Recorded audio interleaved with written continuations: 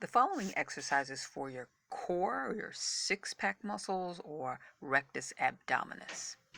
You're going to start off lying on your back and bring both feet up towards your upper body about 90 degrees. 90 degrees is about an L shape.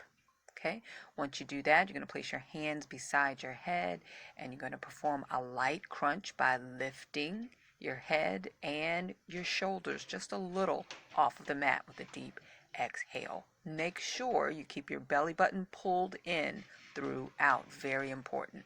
To modify, only raise one leg at about that 90-degree or L shape position.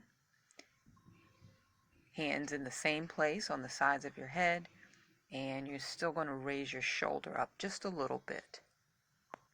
Thanks y'all so much for watching. Please like, share, and subscribe for more exercises.